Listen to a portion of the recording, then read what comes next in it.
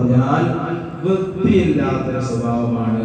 സ്വഭാവത്തിലും ജീവിതത്തിലും ഇടപഴകലും വൃത്തിയില്ല. ഖിൻസീർ എന്ന് പറഞ്ഞാൽ തൊട്ടാൽ കഴുകേണ്ട നജസായ സാധനല്ലേ, പന്നി. ആ സാധനത്തിന്റെ സ്വഭാവം ഒരു പെണ്ണിന് ശരിയില്ല എന്ന് മഹാൻ പറയുകയാണ്. വൃത്തിയില്ലാത്തൊരു സ്വഭാവം, വൃത്തിയില്ലാത്ത സ്ഥലത്ത് കിടക്കുക, വൃത്തിയില്ലാത്ത പരിസരത്ത് ജീവിക്കുക, വൃത്തിയില്ലാത്ത ഭക്ഷണം കഴിക്കുക. നമ്മൾ സൂക്ഷിക്കണം. എന്തും വാരി വലിച്ച് കഴിക്കാൻ പാടില്ല, എന്തും തിന്നാൻ പാടില്ല. വൃത്തിയുള്ളതേ കഴിക്കാവൂ. വൃത്തിയുള്ള ഡ്രസ്സ് അത് എന്തിയതാവണമെന്നൊന്നുമില്ല. ഉള്ള ഡ്രസ്സ് നല്ല വൃത്തിയിൽ അലക്കി വെടിപ്പാക്കി നല്ല നിലയ്ക്ക് ജീവിക്കണം. എങ്കിൽ അത് കണ്ട് നമ്മുടെ മക്കളും പഠിക്കും. മറ്റൊന്ന് പറയുന്നു റസൂലുള്ളാഹി തങ്ങളോടുകൂടെ തന്നെ ദീനോട് ബന്ധം വേണം. ജീവിതത്തിൽ ഉഷാറാണ്, അടിപൊളിയാണ്, നല്ല ഡ്രസ് ഉണ്ട്, നല്ല ജീവിത സാഹചര്യമുണ്ട്, നല്ല വീടുണ്ട്, എല്ലാം ഉഷാറാണ്. ദീനായിട്ട് യാതൊരു ബന്ധവുമില്ല. അങ്ങനെയാവരുത്. നിസ്കാരത്തിന്റെ കാര്യത്തിൽ യാതൊരു ശ്രദ്ധയില്ല. ചിലപ്പോൾ നിസ്കരിക്കാൻ പറ്റുന്ന സമയത്തൊക്കെ നിസ്കരിക്കാൻ വേണ്ടി ശ്രമിക്കണം. നിസ്കാരം ആക്കുന്ന വ്യക്തികൾ താമസിക്കുന്ന വീടിൽ അല്ലാഹു തആല ബറക്കത്ത് കോരപ്പെടും. മുഹമ്മദ് റസൂലുള്ളാഹി. ആ വീട്ടിൽ ബറക്കത്ത് ഉണ്ടാവില്ല, ആ വീട്ടിൽ ദാരിദ്ര്യം ഒഴിഞ്ഞു പോകില്ല എന്ന് പറയുന്നുണ്ട്.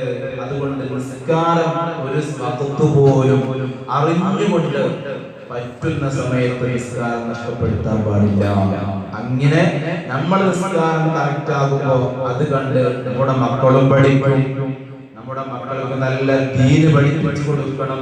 നമ്മുടെ കുടുംബത്തെ നടത്തേണ്ടത് ദീനോടുകൂടെ വളർത്തേണ്ടത് സഹോദരിമാരാകുന്ന നിങ്ങളാണ്. ചരിത്രം വായിച്ചു നോക്കൂ. നിങ്ങൾ ഒരു കുടുംബത്തിലെ ഒരു മക്കളുടെ വിജയത്തിന്റെ നിദാനം വീട്ടിലെ ഉമ്മയാണ്. ഉമ്മമാരാണ് വീട്ടിലെ ആ കുടുംബത്തിന്റെ രാജ്ഞി.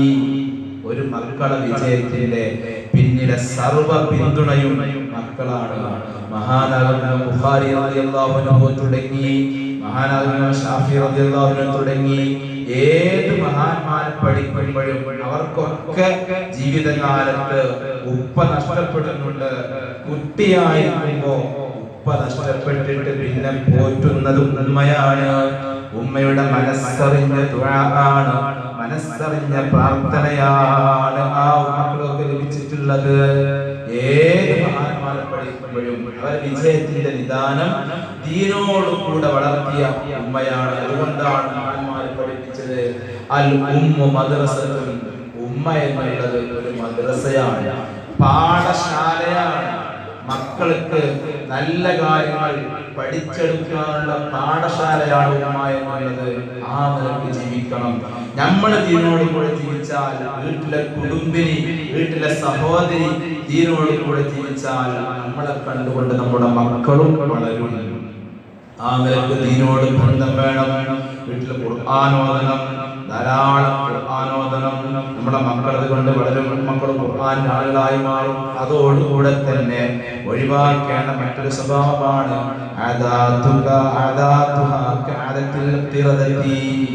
അതോടുകൂടെ തന്നെ കുരങ്ങന്റെ സ്വഭാവം. എന്താ കുരങ്ങന്റെ സ്വഭാവം? കുരങ്ങന്റെ സ്വഭാവം എന്നുള്ളത് സ്വന്തം കൂടിനേക്കാളും മറ്റൊരു കുരങ്ങന്റെ കൂടെ വലുതാവാൻ പാടില്ല. കുരങ്ങന്റെ സ്വഭാവമാണ് എല്ലാം കടിച്ച് പൊടിച്ച്, എല്ലാം പിച്ചിച്ച് വേറെ കുരങ്ങന്റെ കൂട് കണ്ടാല് അത് പൊളിക്കാനാണ് നോക്കുക എന്ന മാതിരിയുള്ള ഒരു ഇറങ്ങുന്ന സ്വഭാവം സഹോദരിമാർക്ക് ചേരില്ല എന്ന് മഹാന്മാര് പഠിപ്പിക്കുന്നു. മറ്റുള്ളവരുടെ സൗകര്യങ്ങളും മറ്റുള്ളവരുടെ അനുഗ്രഹങ്ങളെ പൊളിഞ്ഞു പോവാൻ വേണ്ടി ആഗ്രഹിക്കുക. അപ്പുറത്തുള്ള ഓല വീട് കണ്ടോ, ഓല സൗകര്യം കണ്ടോ, എന്താ പോരുടെ ഇങ്ങനെ പറയാ, അത് പറഞ്ഞിട്ട് അസൂയപ്പെടുക, അത് പാടില്ല. മറ്റുള്ളവർക്ക് നിഅമത്തുകൾ കൊടുത്ത റബ്ബ് തന്നെയാണ് നമ്മുടെ മുൻപിലും നമുക്ക് അനുഗ്രഹങ്ങൾ നൽകുന്നവനും ആ റബ്ബ് തന്നെയാണ്. ആ അനുഗ്രഹങ്ങൾക്ക് വേണ്ടിയിട്ട് പടച്ചോട് ചോദിക്കുക എന്നല്ലാതെ മറ്റുള്ളവരുടെ സൗകര്യങ്ങളും അനുഗ്രഹങ്ങളും നീങ്ങിപ്പോകാൻ വേണ്ടി കൊതിക്കുക എന്നുള്ളത് ഒരു മനുഷ്യന് ചേരുക എന്ന് മഹാന്മാര് പഠിപ്പിക്കുന്നു.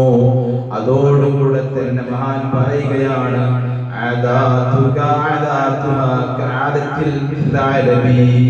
മറ്റൊന്ന് താരന്റെ സ്വഭാവമാണ്, കുറുക്കന്റെ സ്വഭാവമാണ്. എന്താണ് കുറുക്കന്റെ സ്വഭാവം? മറ്റുള്ളവരെ വഞ്ചിക്കലാണ്. മറ്റുള്ളവരെ വഞ്ചിക്കുക എന്നുള്ളത് അതൊരു താരന്റെ സ്വഭാവമാണ്. നമ്മൾക്ക് ഈ അഭിനയം എന്നുള്ളത്, അഭിനയിക്കുക എന്നുള്ളത് താരന്റെ സ്വഭാവമാണ്. നമ്മുടെ ഭർത്താവ് വൈകുന്നേരം ജോലി കഴിഞ്ഞ് ക്ഷീണിച്ച് വീട്ടിലേക്ക് വരുമ്പോ നമ്മൾ കിടക്കാണെങ്കിൽ വന്നിട്ട് കോളിംഗ് ബെൽ അടിച്ചു, നമ്മൾ അറിയുന്നുണ്ട്, കേൾക്കുന്നുണ്ട്, നമ്മൾ എഴുന്നേൽക്കാൻ തോന്നുന്നില്ല. ഭർത്താവ് വാതിൽ തുറന്ന് കിളിച്ച് തുറന്നപ്പോൾ അകത്തേക്ക് വന്നു, എനിക്ക് ഭയങ്കര തലവേദനയാണ്. അഭിനയിക്കുകയാണെങ്കിൽ അതൊരു താരന്റെ സ്വഭാവമാണ്. സ്ഥാനത്ത് ഈ ക്ഷീണിച്ചു വരുന്ന, യാത്ര ചെയ്ത് വരുന്ന, ജോലി ചെയ്ത് കഷ്ടപ്പെട്ട് വരുന്ന ഈ ഭർത്താവിനെ നമ്മൾ എഴുന്നേൽപ്പിച്ചെന്ന് വാതിൽ തുറന്നു കൊടുത്ത് ഗ്ലാസ് വെള്ളം കൊണ്ട് സ്വീകരിക്കുകയാണെങ്കിൽ എന്തൊരു സന്തോഷമായിരിക്കും. അതേ സ്ഥാനത്ത് മടിച്ച് കിടന്ന് എനിക്ക് ഭയങ്കര തലവേദനയെന്ന് എന്നൊരു അഭിനയമാണെങ്കിൽ അതൊരു താരന്റെ സ്വഭാവമാണ് എന്ന് ഇമാം ഗസ്സാലി തങ്ങൾ പഠിപ്പിക്കുന്നുണ്ട്. മറ്റൊരു സ്വഭാവം ഏതാണ്? നബി തങ്ങൾ മഹാൻ പറയുകയാണ്, മറ്റൊരു ഹയ്യത്തിന്റെ സ്വഭാവമാണ്, പാമ്പിന്റെ സ്വഭാവം. എന്താ ഈ പാമ്പിന്റെ അവസ്ഥ? പാമ്പ് കണ്ടാൽ നല്ല രസമായിരിക്കണം, നല്ല മിനുസുള്ള, പരുക്കൊന്നുമില്ലാത്ത, വളരെ സൈലന്റ് ആയിട്ട് ഇരുത്തേക്ക് വരുള്ളൂ. പാമ്പ് വരും ഭയങ്കര ഒച്ചപ്പാടിനൊക്കെ വരില്ലല്ലോ, വളരെ സൈലന്റ് ആയിട്ട് നല്ല ഒതുക്കത്തോടു കൂടെ വരും. പക്ഷേ പാമ്പിന്റെ വരവിൽ ലക്ഷ്യമുണ്ട്. ഒരു കൊത്ത് കൊണ്ട് ഒന്ന് വിഷം ചീറ്റിയിട്ട് നമ്മെ നശിപ്പിക്കണം എന്നൊരു ദുഷ്ചിന്തയോടുകൂടെയാണ്, ദുഷ്ടലാക്കോടുകൂടെയാണ് പാമ്പിന്റെ വരവ്. കണ്ടാൽ നല്ല ചൊറുക്കുണ്ട്, നല്ല മഴയുള്ള സംസാരമാണ്, നല്ല ആരെയും ചാക്കിലാക്കാൻ പറ്റുന്ന വർത്താനാണ്, ഒക്കെ ഉഷാറാണ്. പക്ഷേ ലക്ഷ്യം വേറെ എന്തോ ഒരു വഞ്ചനയാണെങ്കിൽ ആ സ്വഭാവം ഹയ്യത്തിൻ്റെതാണ് എന്ന് ഇമാം ഗസ്സാലി തങ്ങൾ പറയുന്നുണ്ട്.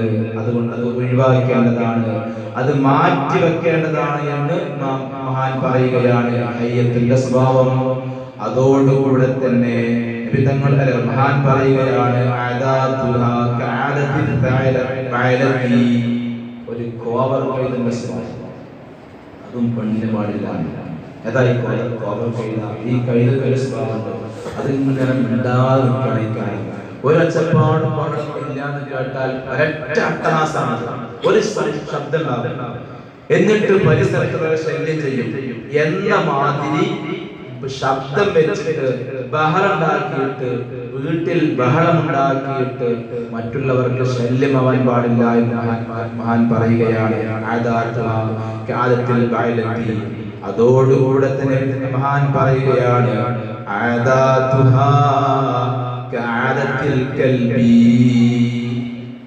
കൽബിന്റെ സ്വഭാവം അതുണ്ടാവാൻ പാടില്ല. എന്താ ഈ കൽബിന്റെ സ്വഭാവം?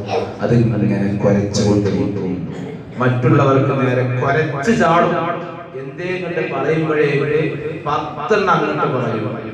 എന്തെങ്കിലും ഒരു സംസാരത്തിനിടയ്ക്ക് ഇഷ്ടപ്പെടാത്തവന് കേൾക്കുമ്പോ അതിന്റെ 10 ഇരട്ടി സ്ട്രോങ്ങില് അങ്ങോട്ട് പറയും. ഭർത്താവിനോടും പറയും, ബാപ്പാനോടും പറയും, ഉമ്മാനോടും പറയും, എല്ലാരോടും പറയും. അതൊരു സ്ത്രീക്ക് ചേരില്ല എന്ന് മഹാന്മാർ പറയുകയാണ്. ഒരു കൽബിന്റെ സ്വഭാവം. അതോടുകൂടെ തന്നെ മഹാൻ പറയുകയാണ്, ഒരു അഖറബിന്റെ സ്വഭാവം, തേളിന്റെ സ്വഭാവം അതും പാടില്ല. തേളിന്റെ സ്വഭാവം ഒരു സ്ത്രീക്ക് ചേരില്ല എന്ന് മഹാൻ പറയുകയാണ്. എന്താണ് അഖറബിന്റെ സ്വഭാവം? അത് ഇങ്ങനെ നടന്ന് ആരെങ്കിലും ആക്രമിക്കാൻ കിട്ടിയാൽ ആക്രമിക്കും, വീണ്ടും നടക്കും, പിന്നെയും ആക്രമിക്കും. ഇതിങ്ങനെ കറങ്ങി നടക്കുന്ന സ്വഭാവമാണ് അക്രമിന്റെ സ്വഭാവം. ഇതുപോലെ വീട് വീടാണ്ട് കയറി ഇറങ്ങിയിട്ട് ഇവിടുത്തെ പ്രശ്നം അവിടെ കൊണ്ടുപോയി കൊടുക്കുക, ഇവിടുത്തെ പ്രശ്നം അവിടെ കൊണ്ടുപോയി കൊടുക്കുക, ഇങ്ങനെ പരസ്പരം അങ്ങോട്ടും ഇങ്ങോട്ടും പ്രശ്നങ്ങൾ പറഞ്ഞ് വലുതാക്കി പരസ്പരം അങ്ങോട്ടും ഇങ്ങോട്ടും നമീമത്തുകാരിയായിട്ട് ജീവിക്കുക. ഈ വീട്ടിലെ പ്രശ്നങ്ങൾ അവിടെ കൊണ്ടുപോയി കൊടുക്കുക, അവിടെ നിന്ന് ഇവിടെ കൊണ്ടുപോയി കൊടുക്കുക, എന്നിട്ട് കുടുംബങ്ങൾ പരസ്പരം തെറ്റിക്കുക. ഇതൊരു തരം തേടിന്റെ സ്വഭാവമാണ്. മഹാൻ പറയുകയാണ്, ഈ സ്വഭാവം മുസ്ലിം സ്ത്രീക്ക് ചേരില്ല എന്ന് മഹാന്മാർ പറയുന്നു. അതോടുകൂടെ തന്നെ മഹാൻ പറയുന്ന അവസാനമായിട്ട് ഒരു എരിന്റെ സ്വഭാവം. എലിക്കുള്ള സ്വഭാവം പ്രത്യേകത ഉണ്ടാകും. എലി നമ്മുടെ വീട്ടിലുണ്ടാകും, എന്നിട്ട് എലി കണ്ട സാധനമൊക്കെ വലിച്ചു കൊണ്ടുപോയിട്ട് ആരും കാണാത്ത സ്ഥലത്ത് കൊണ്ടുപോയിട്ട് ഒളിപ്പിച്ച് വെക്കും. നമ്മുടെ ഓടിന്റെ ഉള്ളിലോ അല്ലെങ്കിൽ എവിടെയെങ്കിലൊക്കെ ഹോളിൽ കൊണ്ടുപോയിട്ട് ഒളിപ്പിച്ച് വെക്കും. ഇതുപോലെ ഒരു മോഷണ സ്വഭാവം ഒരാളിനും ചേരൂല. കളവ് എന്നുള്ളത് കക്കുക, കളവ് നടത്തുക, മോഷണം നടത്തുക, ഇതൊരാളും ചേരൂല എന്ന് മഹാന്മാര് പറയുന്നു. ഒരു വസ്തു പോലും, ഒരു നയാ പൈസയാണെങ്കിലും ഒരിക്കലും ഒരാളുടെ സമ്മതം കൂടാതെ എടുക്കാൻ പാടില്ല. അത് മോഷണമാണ്, കളവാണ്, അത് കടുത്ത തെറ്റാണ് എന്ന് മഹാന്മാര് പഠിപ്പിക്കുന്നുണ്ടെങ്കിൽ അതൊരു ഫക്രത്തിന്റെ സ്വഭാവമാണ്, എലിയുടെ സ്വഭാവമാണ്. അത് നമ്മുടെ ഒരു പക്ഷേ നമ്മുടെ കുടുംബത്തിലെ, നമ്മുടെ വീട്ടിലെ, നമ്മുടെ ഭർത്താവിന്റെ കയ്യിലെ പൈസയാണെങ്കിൽ പോലും ചോദിക്കാതെ എടുക്കാൻ പാടില്ല. ഭർത്താവിന്റെ പോക്കറ്റിൽ നിന്ന് ഭർത്താവ് അറിയാതെ പൈസ എടുത്ത് മാറ്റി വെക്കുക. ഭർത്താവിന് അറിയൂല, ഭർത്താവ് അന്വേഷിക്കുന്നുണ്ട്, എന്റെ പൈസ എവിടെ, ഞാൻ ഇത്രയും ക്യാഷ് വെച്ചിരുന്നു, കാണാനില്ലല്ലോ എന്നൊക്കെ അന്വേഷിക്കുന്നുണ്ട്. പക്ഷേ കളവ് നടത്തിയിട്ട്, മോശം നടത്തിയിട്ട് സ്വരൂപിക്കുന്നത് ശരിയല്ല. അതേ സ്ഥാനത്ത് നിർബന്ധമായ ചെലവിന് കിട്ടാത്തവരാണെങ്കിൽ ഭർത്താവിന്റെ കയ്യിൽ കാശ് ഉണ്ട്, ഭാര്യക്കും മക്കൾക്കും ചെലവിന് കൊടുക്കുന്നില്ല എങ്കിൽ ഇസ്ലാം അനുവദിക്കുന്നുണ്ട്.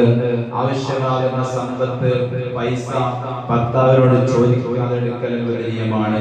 എപ്പോ ഭർത്താവിന്റെ കയ്യിൽ സമ്പത്തുണ്ട്, ജോലിയുണ്ട്, എന്നിട്ട് പോലും ഭർത്താവ് ഭാര്യയെയും മക്കളെയും ചെലവിന് കൊടുക്കുന്നില്ല എങ്കിൽ ഭർത്താവ് അറിയാതെ ഭർത്താവിന്റെ സമ്പത്തിനെടുത്താൽ അത് മോഷണമാവില്ല, അനുവദനീയമാണ്. മഹാൻ ഇസ്ലാം പഠിപ്പിക്കുന്നുണ്ട്.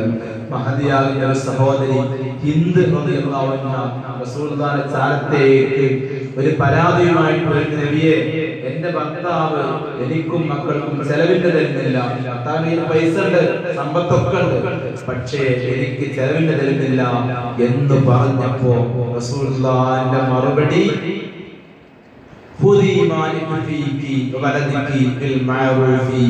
പെണ്ണെ നിനക്കെടുക്കാം, നിനക്കും നിന്റെ മക്കൾക്കും ആവശ്യമാകുന്ന സമ്പത്ത് നീ എടുത്തോളൂ, ഇതിലെടുക്കാൻ പാടില്ല.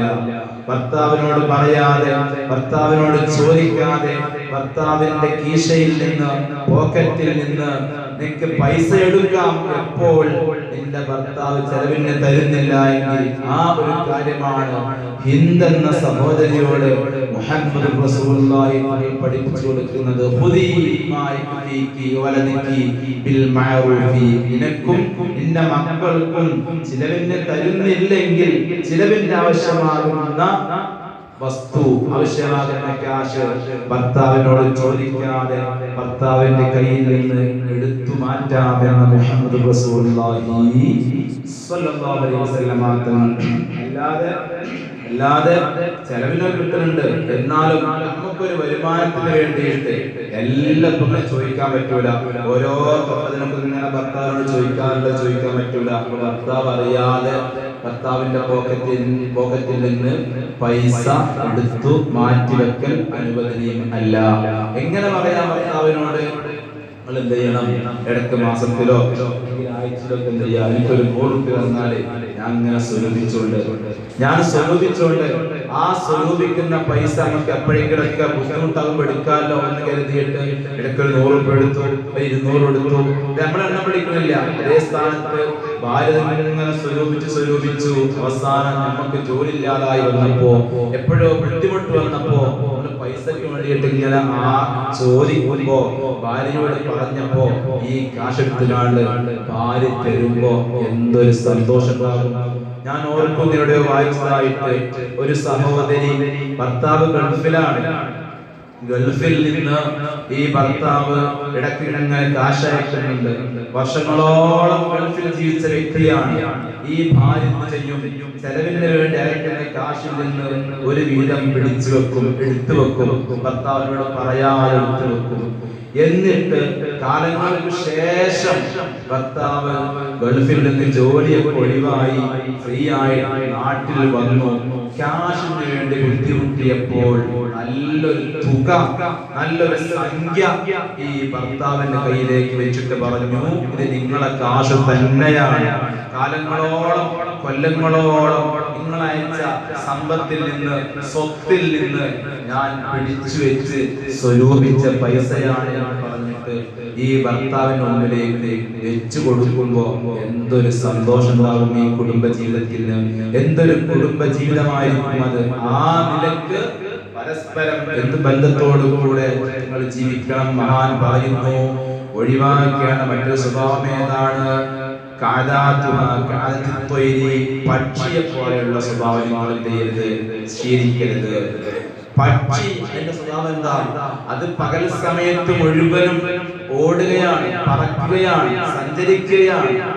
പകലുകളോളം സഞ്ചരിക്കുന്നു, രാത്രി വിശ്രമിക്കുന്നു, രാത്രി വീട്ടിൽ വന്നിട്ട് വിശ്രമിക്കുന്നു എന്നതുപോലെ നേരം വെളുത്തിറങ്ങിയിട്ട് സകല അങ്ങാടിയും, സകല സ്ഥലത്തും, സകല കുടുംബത്തിലും, വേർപെട്ട കുടുംബത്തിലൊക്കെ കറങ്ങി നടന്നിട്ട് വൈകുന്നേരം കഴിക്കുകയാണ്. അതുവരെ എന്താ പരിപാടി? അങ്ങനെ നടക്കുകയാണ്, കറങ്ങുകയാണ്. അതൊരു പെണ്ണിന്റെ സഹോദരിക്ക് ചേരുവയായ മഹാൻ പറയുകയാണ്, ആ നിലക്ക് എന്തു വേണം? മഹാൻ പഠിപ്പിച്ചതുപോലെ ഇത്തരം വൃത്തികേടായ, വൃത്തിമോശമായ സ്വഭാവങ്ങളൊക്കെ മാറ്റിവെക്കണം. തൊഴിലിന്റെ സ്വഭാവം അതേ സ്ഥാനത്ത് നിങ്ങൾ സൂക്ഷിക്കേണ്ട, പകർത്തേണ്ട സ്വഭാവം മലമത്തി ആടിനെ പോലെ. എന്താ ആടിന്റെ ആദത്ത് എന്താണ്? ആടിനെ സംബന്ധിച്ചിടത്തോളം ആടിനെ കുറിച്ച് ഒന്നും ഒഴിവാക്കാനില്ല. അതിന്റെ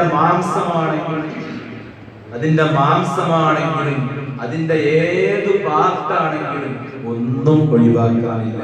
ആടിനെ സംബന്ധിച്ചിടത്തോളം അതൊരു ബറക്കത്തുള്ള ജീവിയാണ് ആട് എന്നുള്ളത്. അതുകൊണ്ടല്ലേ ചരിത്രത്തിൽ എല്ലാ അമ്പിയാക്കളും ആടിനെ പോറ്റിയിട്ടുണ്ട്. ആടിനെ പോറ്റാത്ത പ്രവാചകൻ വന്നിട്ടില്ല. കുറച്ചു കാലങ്ങളിൽ മുഹമ്മദ് റസൂലുള്ളാഹി ആടിനെ പോറ്റിയിട്ടില്ലേ? അതൊരു ബറക്കത്തുള്ള ജീവിയാണ്. മാത്രമല്ല നമ്മുടെ വീടുകളിൽ ആദ്യം ഉണരുന്ന ജീവി ഏതാണ്? അത് ആടാണ്. സുബഹിക്ക് മുമ്പേ, നമ്മളെക്കാട്ടൊക്കെ മുമ്പ് ആടുന്നുണ്ട്. നമ്മൾ എഴുന്നേൽക്കുമ്പോ ആടിനെ പോറ്റുന്നവർക്കറിയാം, നമ്മൾ എഴുന്നേൽക്കുന്നതിനൊക്കെ മുമ്പായിട്ട് ആട് എഴുന്നേറ്റ് തട്ടിക്കൊടഞ്ഞ് എഴുന്നേറ്റ് ആട് റെഡിയായിട്ടുണ്ട്. പിന്നെ കിടക്കുന്ന എന്നാലും ആ സായാകുമ്പോഴേക്ക് സുബഹിക്ക് മുമ്പേ ആട് എഴുന്നേൽക്കുന്നുണ്ട്.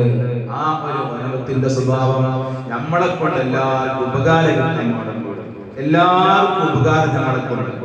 ഒരാളെ കൊണ്ട് ശല്യം പാടില്ല. അയൽവാസികൾക്കും, കുടുംബക്കാർക്കും, ഭർത്താവിനും ഭാര്യയ്ക്കും, തിരിച്ചും മക്കൾക്കും, ജ്യേഷ്ഠ സഹോദരന്മാർക്കും സഹോദരിമാർക്കും, നാട്ടുകാർക്കും നമ്മള് ശല്യമായി തീരാതെ നല്ലൊരു ഉപകാരമുള്ള ജീവിതമാണെങ്കിൽ ആളുകൾ എന്നും പുകഴ്ത്തു നമ്മളെ കുറിച്ചിട്ട്, എന്നും പറയും നമ്മളെ കുറിച്ചിട്ട്. അല്ല, എല്ലാവർക്കും ഒരു ശല്യമാണെങ്കിൽ നമ്മളെ കൊണ്ട് നമ്മൾ വരുമ്പോഴേക്ക് ആളുകൾക്ക് ശല്യമായി മാറുന്നുണ്ടെങ്കിൽ നമ്മൾ ആൾക്കാർ ശപിക്കും, നമ്മളെ മാറ്റി നിർത്തും, അകറ്റി നിർത്തും നമ്മെ ആളുകളൊക്കെ. അതുകൊണ്ട് ഒരാൾക്ക് പോലും ശല്യമായി തീരരുത്. നമ്മളെല്ലാവർക്കും നന്മയായിരിക്കണം, നല്ല ഗുണമായിരിക്കണം. അതല്ലേ മഹദിയാകുന്ന ആയിഷ റളിയല്ലാഹു അൻഹയോട് സ്വഹാബാക്കൾ എപ്പോഴും പറയും, മഹദി നിങ്ങൾ ഈ സമുദായത്തിന്റെ ഏറ്റവും നല്ലൊരു ഉമ്മയാണ്, ഒരു സഹോദരിയാണ്. നിങ്ങളെ കൊണ്ട് എല്ലാവർക്കും ഗുണമേ കിട്ടിയിട്ടുള്ളൂ. ഏറ്റവും പ്രധാനപ്പെട്ട നിങ്ങളെ കൊണ്ട് കിട്ടിയൊരു ഗുണമുണ്ട്. ഏതാണ് ആ ഗുണം? റസൂലുള്ളാഹി സ്വല്ലല്ലാഹു അലൈഹി വസല്ലം തങ്ങളും സ്വഹാബത്തെ കിറാമും കൂടെ ഒരു യാത്ര കഴിഞ്ഞ് മടങ്ങി വരുമ്പോ ആയിഷ ബീവി റളിയല്ലാഹു അൻഹയുടെ ഒരു മാല നഷ്ടപ്പെടുന്നുണ്ട്. കഴുത്തിൽ അണിഞ്ഞിരുന്ന ഒരു ചെയിൻ കൊഴിഞ്ഞു പോകുന്നു. എവിടെ പോയി യാതൊരു പിടുത്തമില്ല.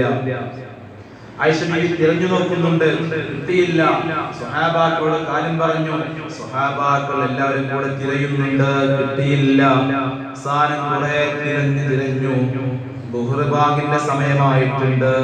ളുഹർ ബാങ്ക് വിളിച്ചാൽ നിസ്കരിക്കണമെങ്കിൽ വുദൂ ചെയ്യണം. ആരെ കയ്യിലും വെള്ളമില്ല. ചില സ്വഹാബാക്കളുടെ കയ്യിൽ കുടിക്കാൻ വേണ്ടി കരുതിയ അല്പം വെള്ളം ബാക്കിയുണ്ട്. എല്ലാവരും കൂടെ ചെന്നു. സിദ്ദീഖ് തങ്ങൾ അരികിലേക്ക് ചെന്നു. സിദ്ദീഖ് തങ്ങളെ ആയിഷ ബീവിയുടെ മാല കാരണം നമ്മുടെ സമയങ്ങളൊക്കെ ഡിസോർഡർ ആയിട്ടുണ്ട്, തെറ്റിയിട്ടുണ്ട്. നിസ്കാരത്തിന് സമയം അടുത്ത് വരുന്നുണ്ട്. വെള്ളമില്ലല്ലോ നമ്മുടെ കയ്യില് വുദൂ ചെയ്യാൻ. സിദ്ദീഖ് തങ്ങൾ ഇടപെടുന്നുണ്ട്. ഈ സമയത്താണ് നിസ്കാരത്തിന് സമയമായിട്ടുണ്ട്. വുദൂ എടുക്കാൻ വെള്ളവുമില്ല. മരുപ്പറമ്പിലാവുള്ളത്, മരുഭൂമിയിലാവുള്ളത്. ഈ സമയത്ത് ലോക മുസ്ലിമീങ്ങൾക്ക് മൊത്തം ആശ്വാസമായിട്ട് അല്ലാഹുവിന്റെ ആയത്തിറങ്ങുന്നു. തയമ്മും ഹലാലായുള്ള ആയത്തിറങ്ങുന്നു. വെള്ളമില്ലെങ്കിലും തയമ്മും ചെയ്യാം എന്ന് അനുവദനീയമാക്കപ്പെട്ട ആയത്തിറങ്ങിയത് ഈ സമയത്താണ്. മഹാന്മാരാകുന്ന സ്വഹാബാക്കൾ പറഞ്ഞു, ആയിഷ ബീവി, നിങ്ങളെ കൊണ്ട് കിട്ടിയ വലിയൊരു ഉപകാരമാണത്. വെള്ളമില്ലാത്ത കുടുങ്ങിയ സാഹചര്യത്തിൽ എന്തു വേണമെന്ന് റസൂലുള്ളാഹിന്റെ ഉമ്മത്തല്ലാത്ത മറ്റൊരു സമുദായത്തിനും കിട്ടാത്തൊരു സൗഭാഗ്യമാണ് തയമ്മും എന്നുള്ളത്. ആ തയമ്മും എന്നുള്ള സൗഭാഗ്യം കിട്ടിയത് നിങ്ങളെ കൊണ്ടാണ്. ലോക ജനങ്ങൾക്ക് ഉപകാരപ്പെട്ട വനിതയാണ് ആയിഷ റളിയല്ലാഹു അൻഹാ. ഇങ്ങനെ 10ഓളം സ്വഭാവങ്ങൾ സഹോദരിമാരാകുന്ന ഉമ്മമാരാകുന്ന നിങ്ങൾക്ക് നമുക്ക് ചേരുകയില്ല എന്നും അവസാനമുള്ള സ്വഭാവം പകർത്തണമെന്നും മഹാന്മാര് പഠിപ്പിക്കുന്നുണ്ട്. ആ നിലയ്ക്ക് നല്ല സ്നേഹബന്ധത്തോടുകൂടെ വൃത്തികെട്ട സ്വഭാവങ്ങളൊക്കെ മാറ്റിവെച്ചിട്ട്, മോശമായ സ്വഭാവങ്ങളൊക്കെ മാറ്റിവെച്ചിട്ട് നല്ല സ്വഭാവങ്ങൾ പകർന്നെടുത്തിട്ട് ഈ ലോകത്തിൽ നിന്ന് സ്നേഹത്തോടുകൂടെ സന്തോഷത്തോടുകൂടെ ജീവിച്ച് ആഖിറ ലോകത്തേക്ക് ഉപകാരപ്പെട്ട ജീവിതം കാഴ്ചവെക്കാൻ കഴിയണം. നേരത്തെ പറഞ്ഞതുപോലെ നമ്മുടെ ജീവിതം അല്പായുസ്സാണ്. എപ്പോഴാണ് മരിക്കുക എന്ന് പറയാൻ പറ്റില്ല. എപ്പോഴാണ് ഇതിന്റെ അവസാനം എന്ന് പറയാൻ പറ്റില്ല. അല്ലാഹു നമുക്ക് ഒരുപാട് അവസരങ്ങൾ തന്നുകൊണ്ടിരിക്കുന്നു, ഒരുപാട് ചാൻസുകൾ തന്നുകൊണ്ടിരിക്കുന്നു. നോക്കൂ, റമദാൻ നമ്മുടെ നല്ലൊരു അവസരമാണ്. കഴിയാൻ പോവുകയാണ്. ദിവസങ്ങളെ ബാക്കിയുള്ളൂ. ദിവസങ്ങൾ പിന്നിടുമ്പോ റമദാൻ അവസാനിക്കാൻ പോവുകയാണ്. അതിന്റെ മുന്നേ ഈ റമദാനെങ്കിലും ഒരുപാട് സൽക്കർമ്മങ്ങളെ കൊണ്ട് നേടിയെടുക്കാൻ കഴിയണം. അനുകൂലമായി സാക്ഷിയാക്കാൻ കഴിയണം. എത്രയാ റമദാന്റെ പവിത്രതയുള്ളത്. ഒരു മനുഷ്യന്റെ ജീവിതത്തിലെ പാപങ്ങൾ പൊറുക്കപ്പെടും. എത്ര പാപങ്ങൾ! ഒരു കാക്ക, ഈ കാക്ക പറക്കുന്ന എത്ര വഴി ദൂരമുണ്ടോ ആ വഴി ദൂരത്തിന്റെ അത്ര വർഷങ്ങൾ പാപങ്ങൾ പൊറുക്കുമെന്ന് മുഹമ്മദ് റസൂലുള്ളാഹി.